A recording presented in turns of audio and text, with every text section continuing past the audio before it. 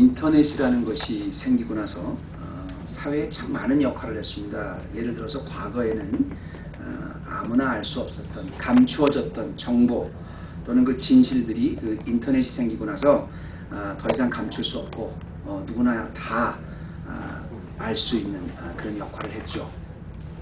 또 그 대중들이라고 해도 일반 사람들이라 자기가 알리고 싶은 것 이런 것을 일제히 다른 데는 옛날에는 과거에는 그 벽이 막혀서 많이 못했는데 누구나 제가 진실을 알고 있으면 알릴 수 있는 그런 좋은 역할을 했어요. 반면에 인터넷의 그런 순기능에 비해서 역기능 또한 굉장히 만만치가 않았습니다. 인터넷의 특성상 빠르게 전파하는 특성상 만약에 그 정보라는 것이 한 번 잘못 전달되면 한 사람, 한 단체, 넘어서는 한 사회, 나가서는 한 국가까지도 순식간에 그야말로 초토화시켜버릴 수 있을 만큼 아주 굉장한 파급력을 가진 것이 인터넷이죠. 물론 나중에는 그렇지 않다. 그 진실이 밝혀질 수도 있지만 그 밝혀지고 나면 뭐합니까? 이미 그 인터넷의 그 잘못된 정보에 의해서 한 사람은 파괴되고 한 사회는 완전히 매장을 당했는데요. 사실 이 인터넷이 왜 그러냐면 왜 이렇게 악기능, 소위 순기능이 아닌 이 사이드 에펙트가 이렇게 심하냐면 인터넷은 한마디로 말해서 그 파급하는 그 속도에 비해서 누구든지 아무도 모르게 아무나 이렇게 할 수 있다는 익명성이 보장된 기기이기 때문에 그렇습니다. 그러니까 예를 들어서 내가 남에게 거짓말을 하겠다. 근데 거짓말을 하면 이제 우리가 대놓고 거짓말을 하면 당신이 거짓말을 합니까? 책임을 져야 되잖아요. 근데 인터넷에서는 책임을 지지 않아도 돼요. 제가 어떤 사람을 해하기 위해서 막 인터넷에다 그 엉터리 루머를 막 퍼놓습니다. 그것 때문에 그 사람의 어떤 인격이 파괴가 됐어요. 자기는 처벌을 받지 않아요. 상대가 완전히 어떤 엉뚱한 이야기에서 파괴를 받아도 그것을 보고 조용히 앉아서 희한한 카타르시스를 느끼는 일종의 정신병자들까지 인터넷을 사용하게 됐습니다. 그래서 실제로 한국에서는 유명 연예인들이 자살을 많이 하는데 자살을 하는 이유 중에 하나가 인터넷의 악플 때문에 자살을 한다고 해요. 그게 얼마나 하냐면 인기를 먹고 사는 직업인 연예인들이 어떤 극단적인 체면 문화인 한국에서 그런 어떤 악플로 고생을 할 때 감당이 안 돼 자살한다는 거죠. 그래서 여러분 아신지 모르지만 유명 연예인의 이름을 따서 무슨 그런 악플을 막는 그런 법까지 생겼다 그래요. 최진실법인가요? 그게? 네, 어떤 그런 게 생겼다 그래요. 근데 뭐 그게 효과가 있는지 없는지는 모르겠는데 어쨌든 그만큼 인터넷의 폐해가 심하다는 겁니다. 그런데 제가 왜 이렇게 인터넷 이야기를 하냐면 제가 오늘 죄에 대해서 좀 이야기하고 싶어서 그래요. 인터넷을 통해서 불특정 다수가 이렇게 많은 피해를 입히는 이유가 왜 그래요? 또 인터넷을 할 때 끊임없이 루머를 만들어내는 사람들은 왜 그렇게 인터넷을 사용하는 거예요? 왜 인터넷에만 유독 이런 피해가 있냐는 겁니다. 바로 보이지 않고 들키지 않는다는 거예요. 아무도 몰라요. 다른 사람한테 이야기할 필요가 없어요. 내가 누구라는 것을 이 이야기를 하는 사람은 누굽니다 하고 책임을 질 필요가 없습니다. 숨어서 한다는 얘기예요. 아무리 나쁜 짓을 해도요. 남들은 보지 않기 때문에 그래서 인터넷에 이런 범죄가 일어나는 것입니다. 그런데 여러분 한번 이렇게 생각해 보세요. 인터넷은 비록 남이 보고 있지 않지만 인터넷은 비록 누가 하고 있는지 모르지만 여기 인터넷에도 숨길 수 없는 게 하나 있습니다. 그 범죄를 양산한 사람의 양심은 숨길 수 없습니다. 여러분이 이렇게 말할 수 있을지 모릅니다. 목사님 그건 몰라서 그래요. 양심이 아예 없는 사람도 있습니다. 네, 그런 사람이 있어요. 성경에도 그랬어요. 양심에 화인 맞은 사람이라고 그래요. 그 양심에 그 사람은 전혀 가책을 받지 않는 그런 아주 특별한 사람들도 있습니다. 그렇게 타락한 사람들도 있어요. 그런데 그런 양심의 가책을 받지 않는 그 사람들조차도 그래서 모든 사람을 똑같이 아주 감쪽같이 숨길 수 있는 그 사람조차도 하나님을 숨길 수는 없습니다. 예수님이 그러셨잖아요. 모든 사람의 행위가 나타나지 않을 것이 없고 또 드러나지 않을 죄가 없다고. 그런 면에서 오늘 말씀은 이제 좋으신 하나님 5번째 얘기인데요.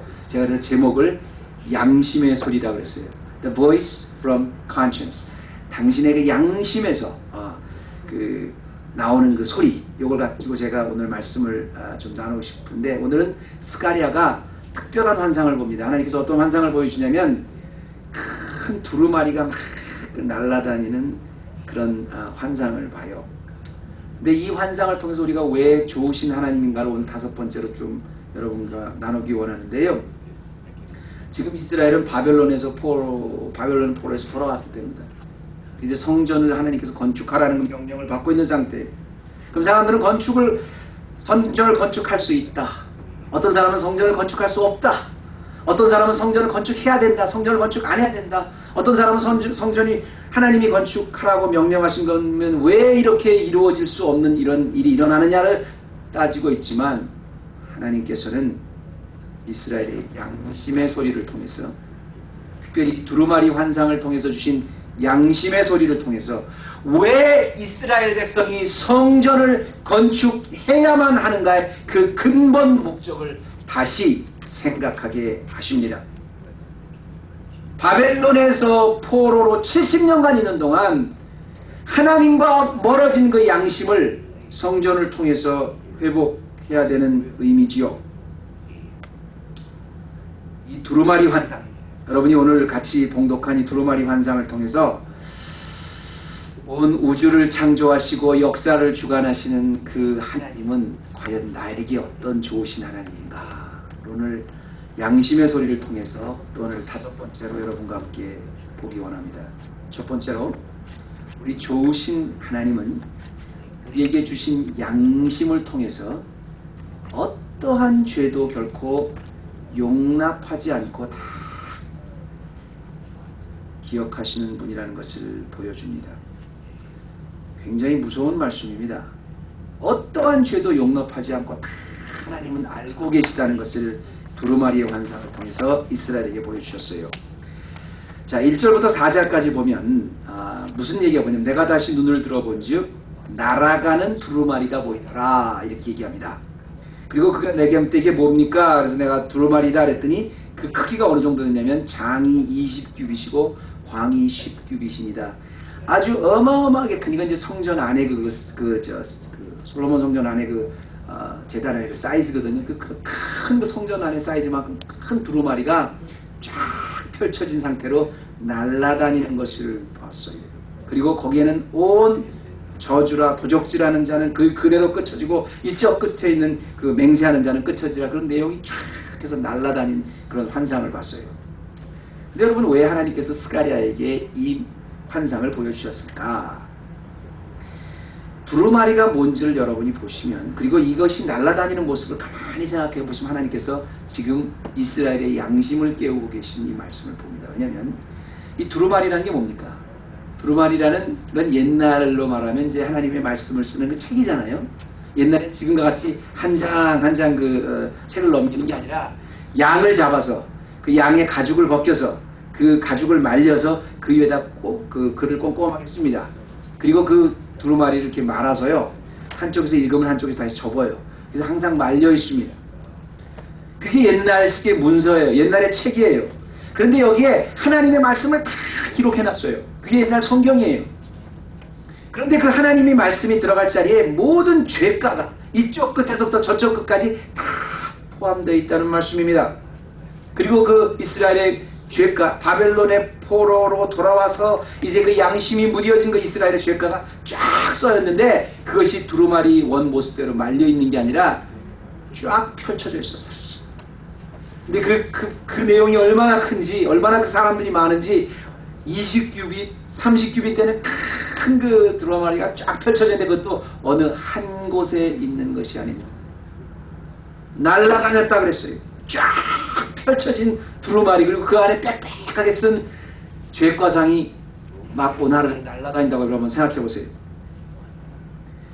이스라엘 사람들이, 다른 사람들은 몰랐지만 자신들은 그렇게 핑계를 대고 있지만, 바벨론의 포로가 돌아와서 지금 건축을 해야 되는데 자기 자신들이 핑계를 대고 못하고 여러 가지 양심이 마비된 것을 하나님이 그 죄가를 쫙 써 전체를 날아다니는 모습을 보이셨다 그랬어요. 우리가 한번 상상해 보세요. 너무너무 멋있는 거예요. 오늘 하늘을 딱 보니까 갑자기 큰 옛날에 뭐 우리 저 기구를 타고 난 것처럼 큰 두루마리가 펼쳐서 우리의 죄가가 다 쌓여서 온 세계를 막 날아다닌다고 생각해 보세요. 사실 날아다니는 거는 우리 3차원의 그 물리적 역학으로는 이해할 수 없는 일 아닙니까? 우리는 그냥 시공간에만 이렇게 머물러 있는데 그걸 초월해서 막 날아다니는 거예요. 이 인간의 부력을 초월해서 날아다니는 거예요. 숨겨진 죄 하나하나가 다 기록돼서 그걸 다 기록해서 하나님의 시각과 하나님의 접근 방법으로 쫙 펼쳐서 다 볼 수 있게 하는 거예요. 하나님은 죄에 대해서 이렇게 철저하게 용납 안 하시는 분이라는 뜻입니다. 우리가 죄를 지면 이스라엘이 범죄하면 바벨론의 포로로 돌아와서 이스라엘의 그 양심의 문제를 혼자만 알고 있을 것 같지만 그냥 넘어가지 않고 하나님 알고 계시다는 거예요. 그리고 두리뭉실하게 대응하는 게 아니라 날라다니면서 온 사람이 다 볼 수 있도록 철저하게 신속하게 대응을 하신다는 뜻입니다. 여러분, 하나님이 지금도 말씀했지만 하나님의 그 말씀을 담은 두루마리를 이렇게 또 보면 거기에는 하나님의 말씀만 있는 것이 아니라 그 이스라엘의 죄가가 다 있다 그랬죠. 그래서 하나님이 이스라엘에게 말씀하실 때는 언제나 위로와 축복만 말씀하지 않으시고요. 이스라엘의 양심을 깨우는 소리를 참 많이 하셨어요. 오늘 스가랴의 환상을 통해서 그걸 얘기하는 거예요. 근데 아모스서에 보면 이거 비슷한 이야기가 나옵니다. 제가 아모스 얘기 잠깐만 할게요. 그 아모스도 소선지입니다만은 그 아모스는 원래 자기 자신 얘기처럼 보통 평범한 선지자가 아니었습니다. 아모스는 그 목동 출신의 그냥 무식한 한 농부였었어요. 하나님이 말씀을 주니까 그 말씀을 그대로 이스라엘에게 전했습니다. 옛날 선지자 역할이 그거 아니었습니까? 근데 그때 당시에 선지자가 없었냐? 있었어요. 그때 당시에 같이 활동해서 선지자라면 아마샤라는 선지자가 있었습니다. 아주 정통 선지자였어요. 여러분, 아모스가 있고 아마샤가 있었어요. 근데 이 아마샤는 누구냐면 예루살렘에 아주 정통적인 선지자를 배운 것도 많은 사람입니다. 그런데 이 사람도 하나님의 말씀이 오문지 하나님 그 백성들이 전하는데 아모스가 양심의 소리를 할 때마다 하나님이 주신 말씀을 이스라엘 백성에게 외칠 때마다 아마시아가 못하게 하는 거예요. 그런 말 하지 마라. 그런 말 하지 마라. 왜? 아니 하나님이 주신 말씀을 하려고 그러는데 아마시아라는 정통 선지자는 못하게 하는 거예요. 왜 하지 맙니까? 아마시아의 이야기는 다 합니다. 사람들이 싫어해.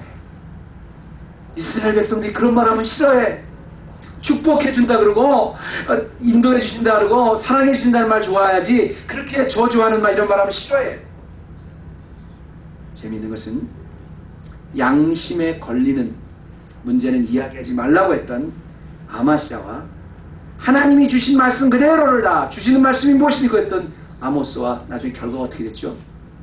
굉장히 중요한 차이를 만듭니다. 둘 다 똑같은 선지자였는데 하나님은 나중에 아모스에게만 말씀하십니다. 놀라운 결과죠. 선지자가 말씀을 전할 때는 위로와 축복도 당연히 전해야 됩니다. 그러나 하나님께서 죄와 양심을 건지는 이야기를 할 때는 그것도 선포해야 돼요. 사실 이건 요즘 교회도 마찬가지 아닙니까 여러분? 제가 교회를 비교해서 죄송합니다만 요즘에 보면 위로, 축복, 평안 이런 설교를 해야지 죄가 어떻고 하나님의 심판이 어떻고 우리 양심이 어떻고 크리스찬의 양심이 어떻고 이런 거 자꾸 이런 것만 강조하면 교인들이 상처받아요. 떠나요. 아니요 여러분 그렇잖아요. 말씀이라는 것은요 하나님의 말씀을 전하는데 하나님의 말씀에는 축복도 있어요. 하나님의 말씀에는 위로도 있어요. 하나님의 말씀은 분명히 사랑도 있어요. 그런데 하나님은 거룩한 하나님입니다. 동시에 하나님의 말씀은 우리의 죄도 정확히 지적하시고 우리의 하나님 앞에 범죄하는 죄는 하나님 그 컨세퀀스를 얼마나 심각하게 다루시고 계시다는 무서운 이야기도 분명히 있습니다. 근데 그걸 용납하라는 거예요. 지금 스가랴 선지를 통해서 이스라엘 백성들에게 주시고자 하는 하나님의 말씀은 성전을 할 수 있고 성전을 건축할 수 있고 성전을 건축할 수 없는 그런 능력의 문제가 아니라 양심을 회복해야 되는 거예요. 과거에 그 뉴욕에서 큰 한인교회 목사님이 나중에 알게 된 사실이죠. 여러분 말씀만 들으면 알 수 있는 한인교회 목사님이 나중에 밝혀진 사실은 교회에서 7계명을 그것도 아주 오랫동안 어겼습니다. 7계명이 뭐죠? 간음죄를 졌다는 말입니다. 근데 그것도 한 명이 아니라 2명, 그것도 그 교회 교인, 그것도 50대, 30대 여인과 오랫동안 그 교인으로 있으면서 간음을 진 게 밝혀져 가지고요. 그때는 얼마 오래되지 않은 사실인가 한 10년 됐나요? 그때 뉴욕에서는 한국 사람들이 전도를 할 수가 없다. 왜냐면 그 교회가 워낙 큰 교회였었고 워낙 그 목사님이 말씀이 또 효신 아주 그 유명한 목사님이었기 때문에 전도를 할 수 없었다 그랬어요. 근데 사람들은 다들 그때 그렇게 그 이야기했습니다. 뭐라 그랬냐면 야 저렇게 미주에서 제일 큰 뉴욕에서 제일 큰 그 교회 미국에서 제일 설교 잘한다는 목사님 어떻게 저렇게 오랫동안 그 범죄를 하고 있으면서 간음죄를 지고 있으면서 저렇게 또 설교는 저렇게 하시고 교회는 저렇게 리더십을 강하게 밀어붙여서 잘 하고 있었을까? 굉장히 의문이 됐었는데 저는 그거보다도 그때 이런 걸 깨달았습니다. 저분이 미주에서 가장 큰 교회를 하시는 목사님으로서 설교도 그렇게 잘 하시는데 그렇게 오랫동안 7계명을 범하고 있었는데 그게 이제 드러났다면 그게 공식적으로 드러나서 교회에서 사임해야 될 그런 일이 됐다면 드러나지 않은 보통 일반 교회 또 일반 우리 한 사람 한 사람은 사람들은 모르지만 하나님만이 아실 하나님은 언젠가는 두루마리를 다 펼쳐서 우리의 죄를 밝히시겠지만 그런 모르는 죄가 얼마나 많을까. 그리고 그렇게 교인 앞에서 드러날 죄만 그랬다면 그 외에 강단 밖에서 보지 않았을 죄는 얼마나 많았을까. 저는 거기에 대해서 뭐가 괴로웠냐면 이게 과연 하나님이 주신 양심 이게 지금 오락하고 있는 건가. 여러분 우리 크리스천들 보고 너무 그레이 에리어가 많다고 그래요. 뭐 이러나 저러나 결과만 좋으면 되지 않습니까? 아니 나만 이런 게 아니라 이제 세상이 다 그렇게 하지 않습니까? 그러니까 우리도 그렇게 할 수 있지 않습니까? 아니요. 세상이 다 그렇다 그래도 우리는 세상 때 다 고난을 받고 세상 때문에 그것 때문에 다 우리는 손해를 본다 그래도 우리가 그렇게 할 수 없는 건 하나 있습니다. 하나님이 주신 양심 때문에 그래요. 그것이 우리에게 부담일지는 모르지만 크리스찬으로서 의미가 있고 그게 우리 성도들에게 주신 양심을 주신 것은 그것이 하나님의 자녀로서 살아가는 특권이기도 합니다. 두 번째입니다. 하나님께서 두루마리의 환상, 양심의 경고를 통해서 이렇게 죄를 절대 용납하지 않으시고 다 기억하시는 분이라는 것도 있지만 이 두루마리의 경고를 통해서 이 양심의 소리를 통해서 하나님이 또 한 가지 우리에게 말씀하시는 것은 뭐냐면 그 죄를 직접 제거하고 있으신 분도 하나님이라는 거예요. 잘 들으세요 여러분. 제거할 뿐이 아니라 제거하고 있으신 분, 지금 제거하고 계신 분이 하나님이라는 것을 여러분 보여주신 환상입니다. 잘 들으세요. 현재 진행형입니다. 멈추지 않는 현재 진행형이에요. 자, 1절서부터 4절까지는 스가랴가 그 큰 두루마리 펼쳐진 모든 죄악을 봤다 했죠. 날아다니는 죄악을 봤다 했죠. 근데 그 5절서부터 8절까지는 아주 또 더 희한한, 그보다 조금 더 알 수 없는 그런 환상을 봐요. 뭐냐면 내가 말하던 천사가 나와서 내게 이르되 너는 눈을 들어 나오는 이것이 무엇인가 보라. 한번 또 보라 그럽니다. 두루마리를 보고 나서 보고 났더니 그 다음에 또 한 번 다른 걸 보는데 여기 보면 6절에 뭐라 그러냐면 내가 이것이 무엇입니까? 그가 가로되 이것이 에바니라. 또 가로되 온 땅에서 그들의 모양이 이러하니라. 이렇게 얘기를 하는데요. 에바라는 게 뭐냐면 지금으로 얘기하면 이렇게 그 measuring cup입니다. 그러니까 그 무게가 어느 정도 되는 걸 재는 그런 그 용량. 그래서 이게 이제 36.7리터인가가 이렇게 정확히 되는 게 에바인데 이게 정확히 그 기준인지는 모르겠습니다만은 어쨌든 간에 중요한 것은 뭐냐면 어떤 그 성경에는 그래서 이걸 그냥 큰 빅 바스켓이라고 그냥 이렇게 번역한 성경도 있어요. 옛날에는 그렇게 어떤 그 바스켓에다가 이만한 사이즈에 따라서 이게 어느 정도 됩니다. 이렇게 해서 제작해서 이게 한 에바예요. 그런데 이 큰 에바 가운데 뭐가 있었냐면 한 여인이 있었다 그랬습니다. 근데 여인은 죄를 상징하는 거예요. 그러니까 여러분, 여자가 죄를 상징한다는 게 아니라 나중에 보면 그 여러분 그 죄 그 큰 바벨론에 어떤 음녀가 앉아 있다 그랬잖아요. 그러니까 이 죄를 상징하는 한 여인이 앉아 있는데요. 이 여인이 거기에 앉아 있는데 하나님께서 뭐라 그러냐면 여인을 그 에바 가운데다 넣어서 말입니다. 이 에바 가운데 있는 한 여인이 앉아 있는데 동시에 둥근 큰 나판 조각인데 그 나판 조각, 큰 나판 조각을 그 위에다 덮어라 이렇게 얘기를 해요. 그러니까 에바가 있습니다. 그러니까 큰 바스켓이에요. 거기에 죄를 상징하는 여인이 여기 앉아 있어요. 하나님이 넣으라 그랬어요. 누구? 그 다음에 큰 납을 덮어라. 씨를 해라 그예요. 막으라는 겁니다.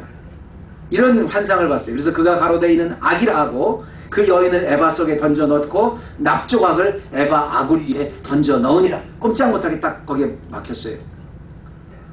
하나님이 왜 이런 음성을 보여주실까? 하나님께서는 그 두루마리에 적혀있는 것 같이 우리는 모를 거라고 생각하지만 모든 죄악을 다 하나님께서 기록하고 다 이신 것 마찬가지로 그 죄악의 근원이 되는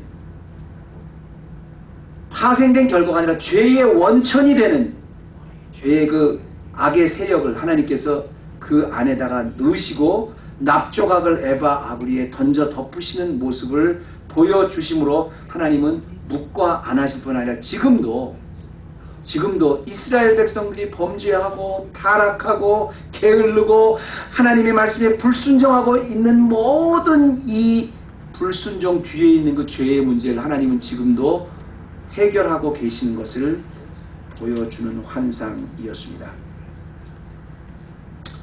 가만히 보면 오늘 우리 두루마리 환상의 그 양심의 소리를 통해서만이 아니고요. 우리가 좋으신 하나님을 쭉 이렇게 하면서 여러분 우리가 우주를 창조하시고 뭐 역사를 주관하신 하나님이 나에게는 어떤 하나님인가, 왜 나에게는 좋은 하나님이신가를 볼 때 여러분 가장 크게 은혜를 받으시는 게 뭐예요? 항상 이 스가랴의 환상을 통해서 보면 거기에는 어떤 결론이 있냐면 하나님은 일하고 계시다는 거예요. 하나님이 통치하고 계시다는 거예요. 죄가 이기는 것 같은데, 죄가 앞서는 것 같은데, 어려운 환경이 앞서는 것 같은데 하나님이 그걸 일하고 계시고 하나님이 통치하시고 하나님이 섭리하고 계시다는 거예요. 그걸 지금 현재 진행형을 스가랴를 통해서 보게 하신 겁니다. 다시 말하면 분명히 우리가 보기에는 하나님은 이 순간에는 침묵하고 계시는 것 같은데 결코 침묵하고 계시지 않다는 거예요. 이 순간에는 악이 이기는 것 같은데 하나님이 결코 악이 이기게 두지 않으신다는 거예요. 지금 이 순간에는 죄가 통치하는 것 아니요. 하나님은 그 순간에도 통치하고 계시다는 것을 다시 한번 느끼고요. 이것이 바로 한 여인을 에바 속에 넣어서 납으로 봉하라는 명령의 뜻입니다. 하나님 나라 백성뿐 아니라요. 모든 이 세상에 하나님 나라가 이루어진 과정 하나하나가 전부 하나님이 통치하고 계시기 때문에 그렇다는 것입니다. 제가 사실 그 목회를 하면서요. 그러니까 사회에 대해서, 그러니까 우리 개인적인 성도들이 아니라 이 사회에 대해서, 이 국가에 대해서 제가 참담하게 정말 하박국의 심정으로 괴로워했을 때가 몇 번 있는데 그것 중에 하나가 이번에 그 연방정부에서 동성연애를 이렇게 통과시켜서 그것이 정상적인 것이다. 결혼을 합법화시키는 이거를 보고 제가 굉장히 힘들었습니다.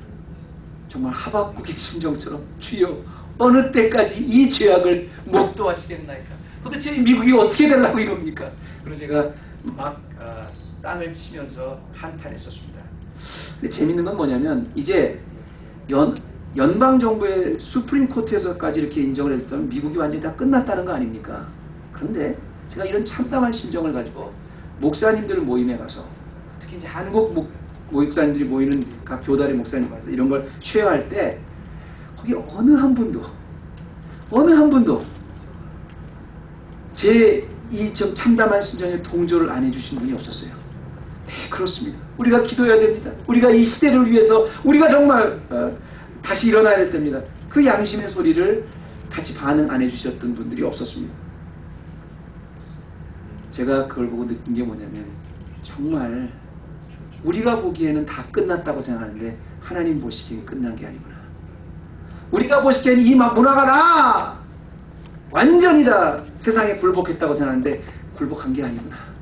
이 시대를 붙잡고 하나님 이 시대를 회복해달라고 하는 사람이 하나님은 아직도 있으시구나. 여러분, 제가 종종 그런 말을 해요. 여러분 앞에 그런 말씀드려요. 우리가 이제 이 헤브론 교회를 세우면서 하나님이 주신 그 음성은 하나님이 저에게 주셨던 메시지 그러라 그랬잖아요. 여러분 기억하시는지 모르지만 먼저 그 나라와 의를 구하라. 그리하면 이 모든 것을 너에게 더하시리라. 근데 말이 그렇죠. 여러분, 세상이 악할수록 이 먼저 나라와 의를 구하기가 쉽지는 않습니다. 여러분 한번 이렇게 생각해 보세요. 기왕이면 좋은 직장 계속 다닐 수 있으면 그게 좋지, 내가 이거 계속 좋은 직장 다니는 것보다는 먼저 그 나라와 의가 아니기 때문에 내가 더 좋지 않은 직장으로 가야지. 이거 쉬운 일입니까?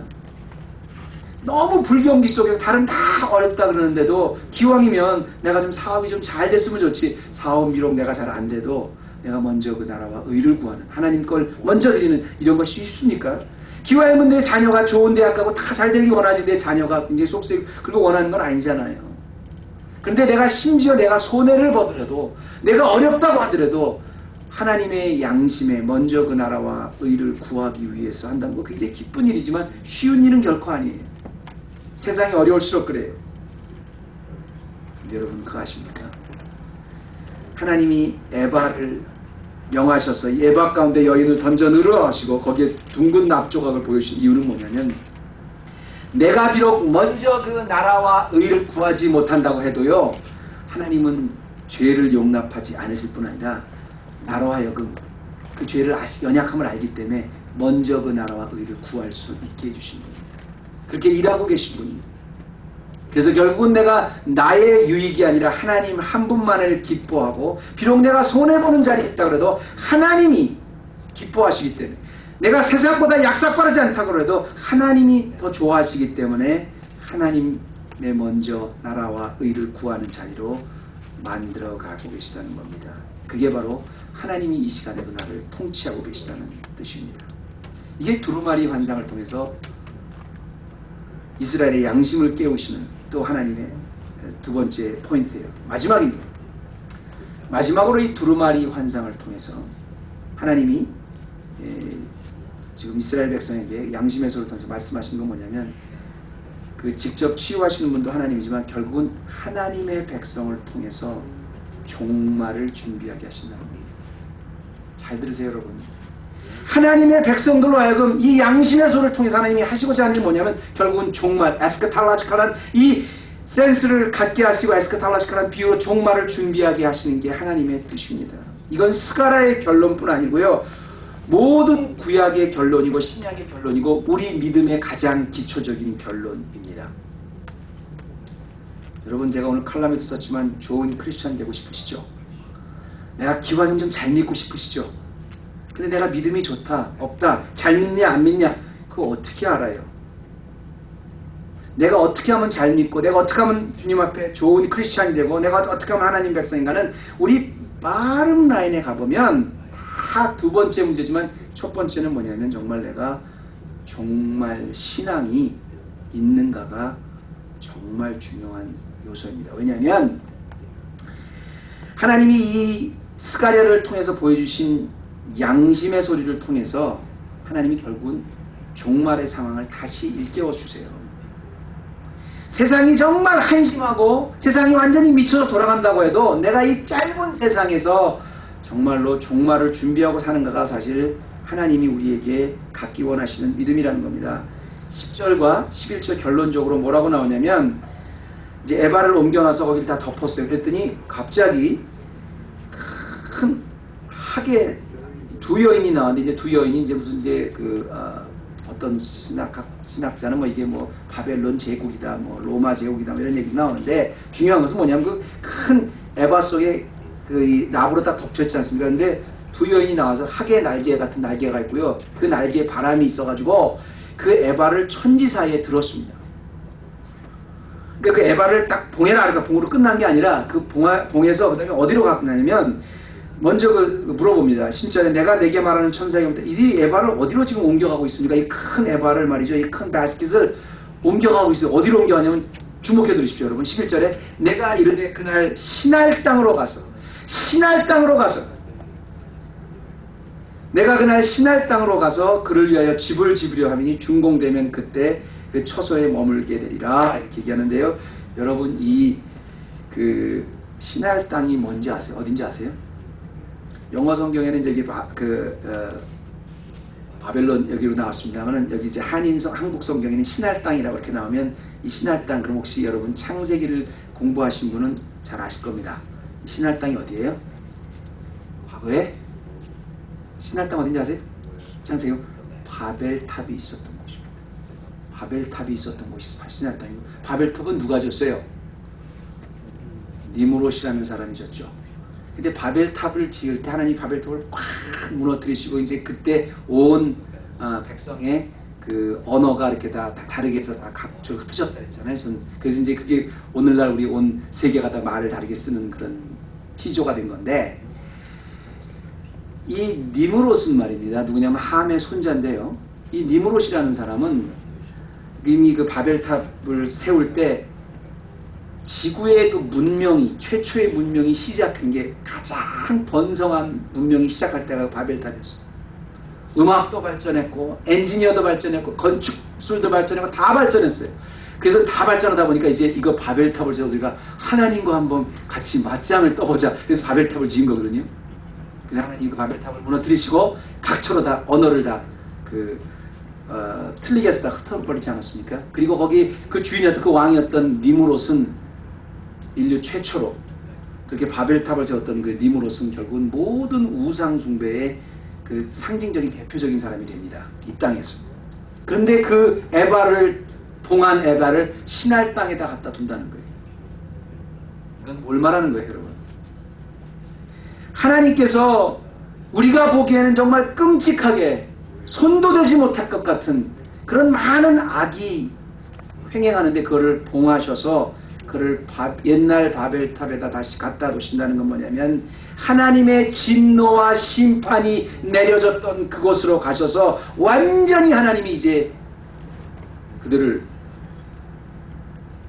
심판하시겠다는 것이죠. 세상의 모든 악을 한 곳에 모으셔서 심판하신다는 건데요. 이걸 요한계시록에 보면 큰 바벨론이라고 이렇게 얘기를 하거든요.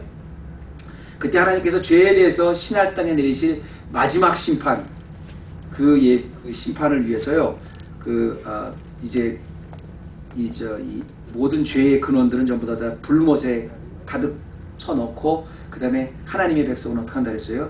그때 하나님의 백성은 새 하늘과 새 땅으로 다시 옮긴다 그랬죠. 근데 여러분 보셔야 될 게 뭐냐면요. 하나님의 이 종말 신앙에 대해서 우리가 아는 것 같지만 참 우리가 그 양심의 소리를 통해서 들어야 될 게 뭐냐면 정말 세상이 너무 어렵고 타락하고 힘드니까 우리가 종말 신앙을 가끔 잊어버려요. 그런데 우리가 세상이 너무 헌심하게 타락했기 때문에 종말 신앙에 대해서 말씀하시는 하나님의 음성을 양심의 소리를 들을 줄 아는 크리스찬이 되어야 되는 거예요. 세상은요 어디 가나 어차피 불공정합니다. 말도 안 돼. 기가 막힌 일은 어디 가나 벌어지게 돼 있어요. 그건 어차피 예수님 오셔야 끝날 일이에요. 중요한 것은 우리가 이것이 다가 아니라는 그런 마음을 가지고 살아야 돼요. 여러분 제가 지난주에 그 목사님과 얘기를 하다가 우리 인간의 그 두뇌 기억학력이 얼마나 빠르냐면 어렸을 때 5살 때 뭐 10년 전, 20년 전, 30년, 10년, 50년, 60년 전에 있었던 일 꼭 엊그제 같잖아요. 여러분 지금 30, 40, 50, 60 다 되셨어요. 근데 어렸을 때의 삶은 꼭 어린애라. 그만큼 우리의 기억이 옛날이나 지금이나 똑같은 거예요. 빠른 거예요. 그 얘기는 뭐냐면 우리가 지금 50살이라면 앞으로 우리가 지금 활동하고 또 주님이 뭐 사고로 우리를 데려가지 않는다 해도 굉장히 우리가 살 수 있는 날이 짧습니다. 정말 이 세상에서 우리가 하나님께서 나에게 맡겨주신 모든 것을 통해서 해야 될 일은 이게 다가 아니라 주님 다시 오시는 그 그 종말 신앙으로 다시 무장하고 이것은 다가 아니라는 그런 신앙을 확인하는 거예요. 여러분, 교회가 어떻게 시작됐는지 아세요? 예수님이 이제 승천을 하십니다. 쫙 하늘로 승천을 하시는데 그때 제자들만 있었던 게 아니라 무려 갈릴리 사람들 500명이 예수님이 하늘로 이렇게 올라가는 걸 봤어요. 생생하게 봤어요. 어메이징 하지 않습니까? 산 사람이 하늘로 이렇게 확 들려올림을 받을 때, 그때 너그리 보고 있는 갈릴리 사람들에게 하늘의 음성이 들려옵니다. 갈릴리 사람들아, 너희가 어찌하여 들려올림을 받은 예수를 보고 있느냐? 들려 올라가심을 받은 예수는 다시 그대로 내려오시리라. 그것을 믿은 사람들이 제자가 됐고, 그것을 믿은 사람이 오늘 저와 여러분들입니다. 주님은 분명히 다시 오세요. 우리 헤브론 교회 모든 성인들 이 종말 신앙을 오늘 이 양심의 소리를 통해서 다시 한번 확인했으면 좋겠어요. 내가 지금 살고 있는 현장, 내가 지금 살고 있는 이 모습이 다가 아니라는 것을 좀 알았으면 좋겠어요.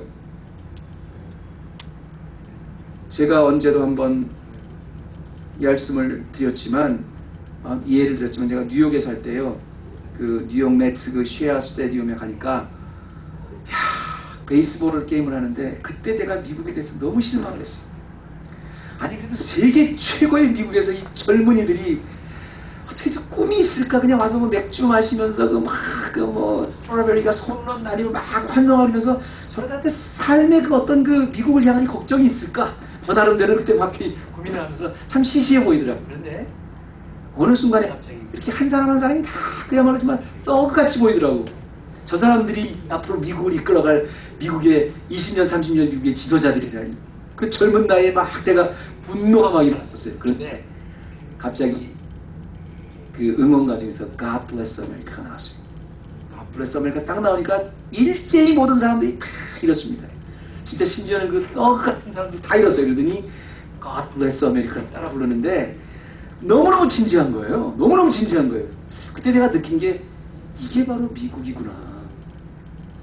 미국 시민, 세계 최고의 강대국이라는 나라의 시민이라는 그 자부심은 그 모습이 어떻든지 당연히 똑같은 거구나. 너무너무 진지하고 너무너무 심각하게 자기 나라에 대한 애국심으로 무장되는 거예요. 이거 한 사람 한 사람이 지키고 있는 게 미국이구나 해서 결코 만만한 나라가 아니구나 그때 느꼈어요.